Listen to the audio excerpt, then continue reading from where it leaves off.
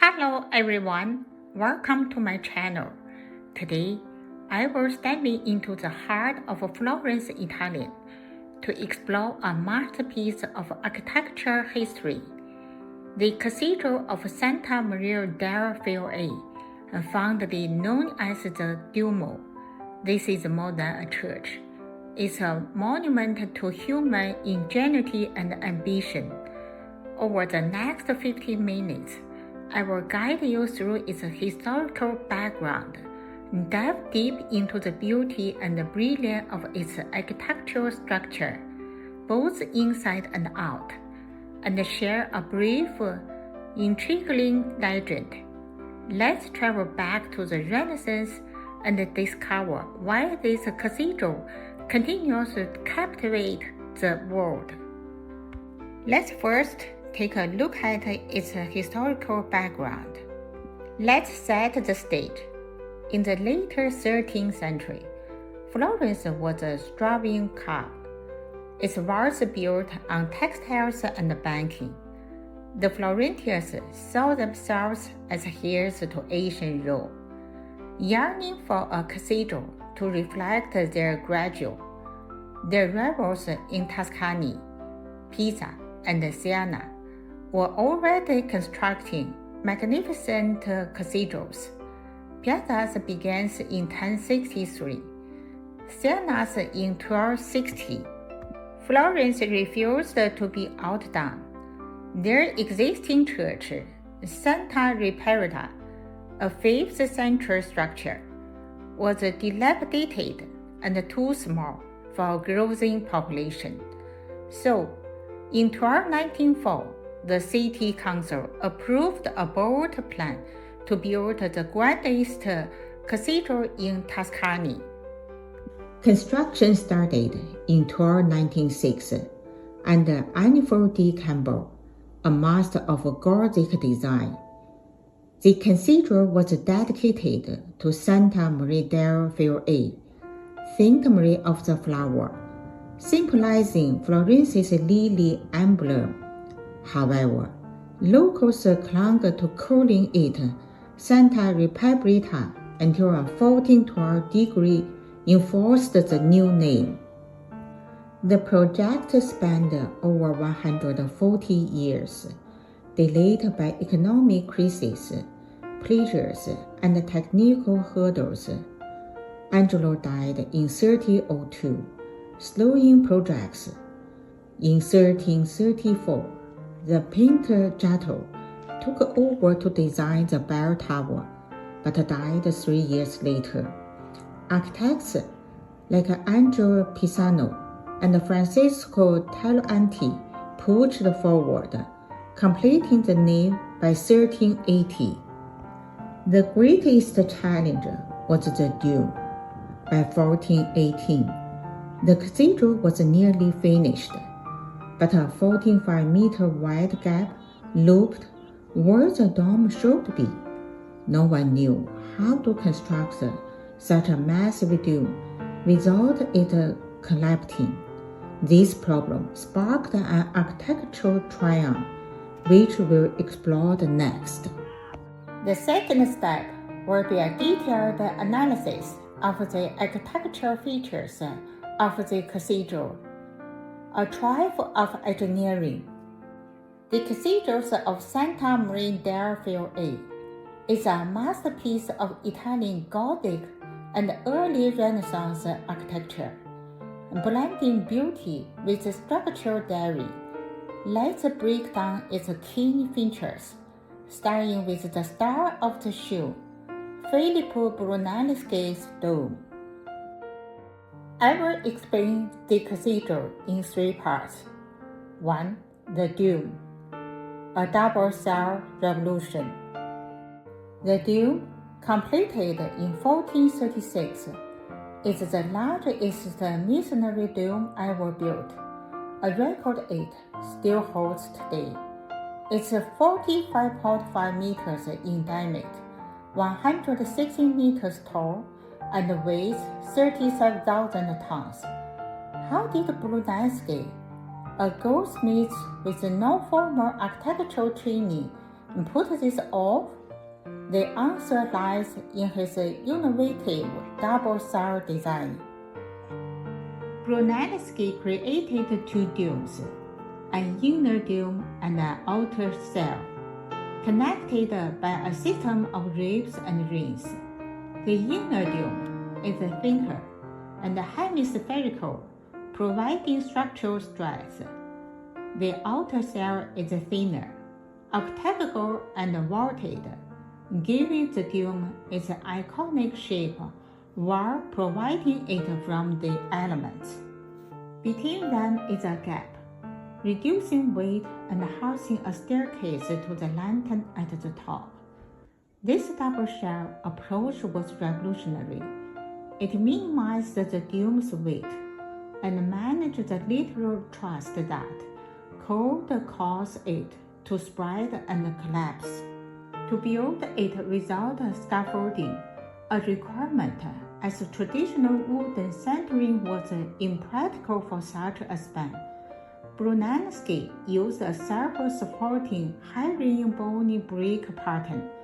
The bricks were laid in a spring, interlocking to hold the structure together as it rose. He also invented a system of horizontal stone and wooden chains, like bells, to counter hoop stress, the outward push of the dome's weight.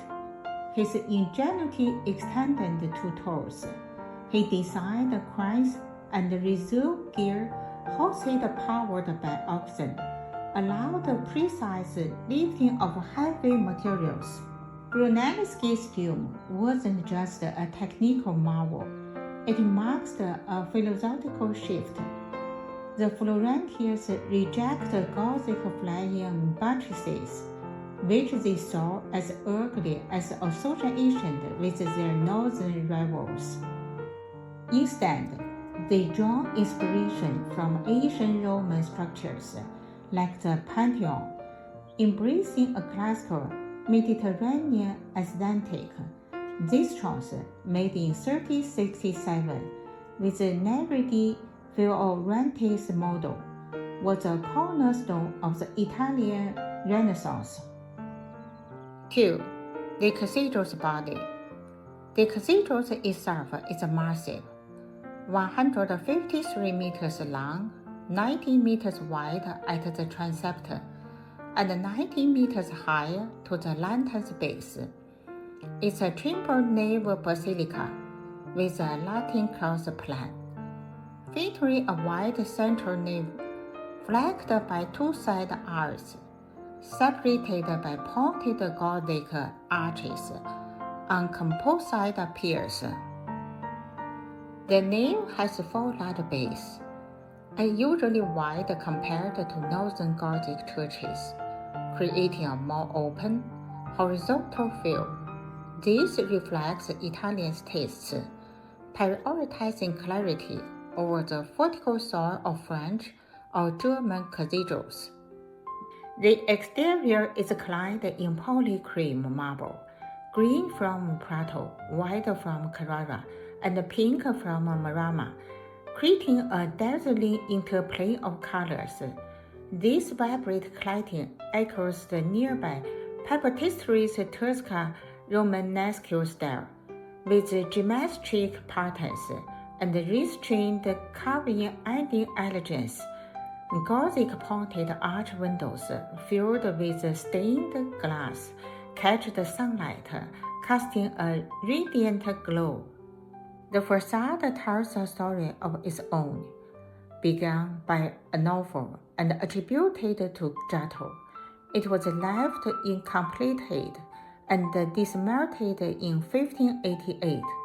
The current facade, completed in 1887 by Emilio de Fabris, adopts a neo-Gothic style with intricate carvings, statues of saints, and floral motifs, slightly contrasting the dome's classical serenity. Three brown doors at the base, adorned with biblical scenes, add a narrative depth. Step inside, the cathedral's vastness is awe-inspiring. It follows a triple nave basilica plan in a Latin cross layout, with a wide central nave flanked by two side aisles, separated by Gothic pointed arches on composite piers. The nave's four large bays, wider than those in northern Gothic cathedrals, create an open horizontal expanse, reflecting Italian references for clarity and space. The interior is austere, emphasizing structural grandeur over ornate decoration, with plain plaster walls accented by mineral forests and sculptures. The inner shell is dotted with a monumental fresco of the Last Judgment, painted by Giorgio Vasari and Federico Zuccari from 1572 to 1579. Vibrant and dramatic, it depicts heaven, hell, and redemption, overwhelming views from below. 3. Janus Campanile and Baptistery. The cathedral's complex includes Janus Campanile, a freestanding bell tower 85 meters tall, designed in 1334.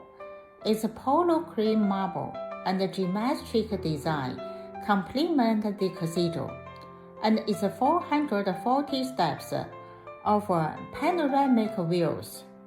The adjacent baptistery of San Giovanni, with its famous bronze doors by Lorenzo Ghiberti, completes the UNESCO World Heritage Site, a choice that defines Florence's skyline.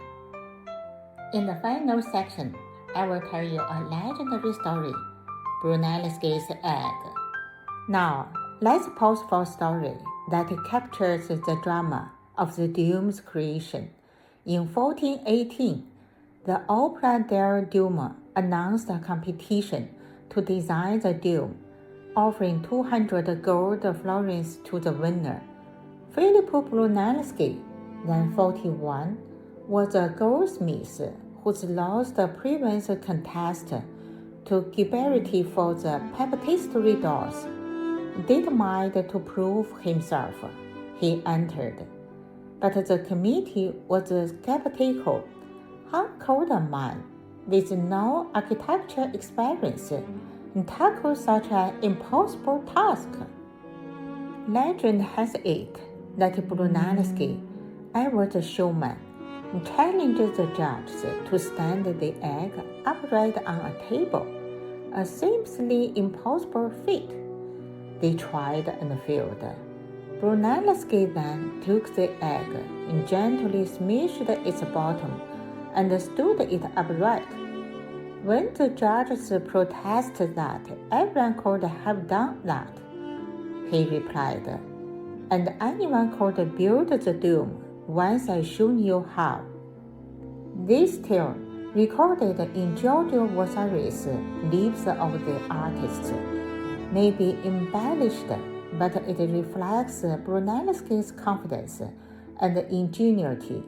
He won the competition, though he was initially forced to share duties with Ghiberti, his rival. Brunelleschi's persistence paid off. He sidelined Ghiberti and completed the dome, cementing his legacy.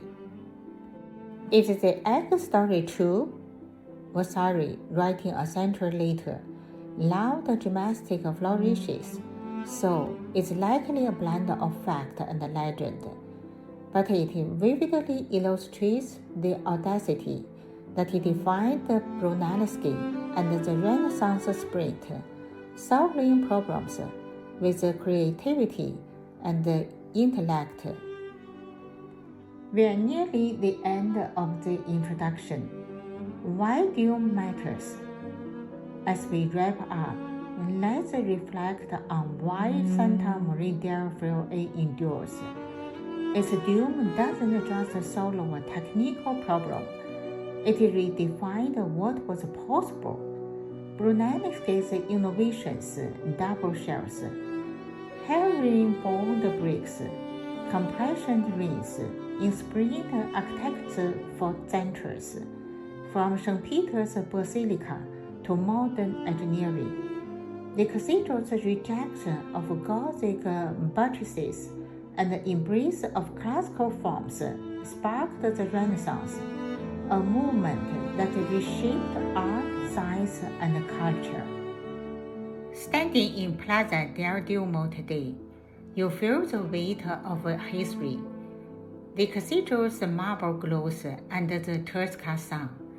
Its dome a beacon of human potential. Climbed its 463 steps, and you will see Florence unfold below. Just as Brunelleschi's envisioned, this is more than a building. It's a story of ambition, rivalry, and genius, etched in stone. Thank you for joining me on this journey. If you ever visit Florence, let the dome steal your breath and maybe inspire you to stand the egg upright, just for fun. See you in the next episode.